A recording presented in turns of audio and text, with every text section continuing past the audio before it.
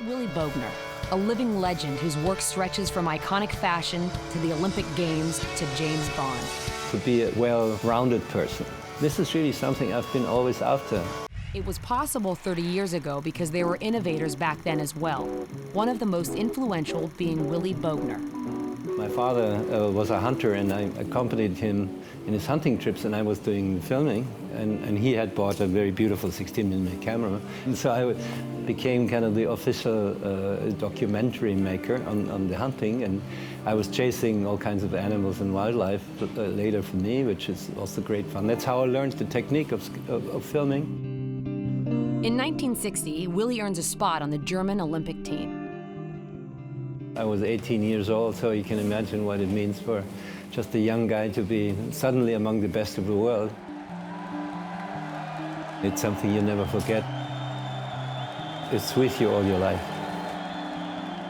Some TV guys asked me if I could deliver some images from the Olympic Village where they weren't allowed to go there, so I had access.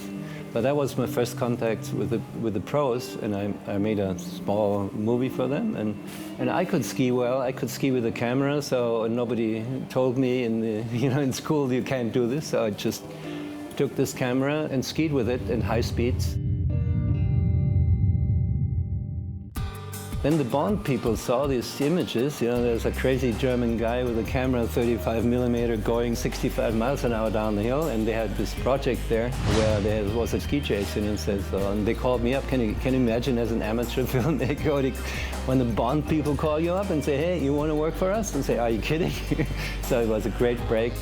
Those Bond films, coupled with Bogner's ideas and cinematography, arguably gave skiing more mainstream exposure than any other media at the time, and helped foster the expansion of ski resorts and the ski industry around the world. We did some very exciting things, like skiing down the bob run with a camera behind the bob and shooting Bond fighting on the bobsled, all this stuff. It became sort of I would almost say a trademark on James Bond, that he could ski as well as he was, seducing women. So I did 4 Bonds, and the last 2 I could also write the sequence and bring in all the new freestylers, and Bond would be the first snowboarder, It was a great time, and for me, a wonderful way to learn.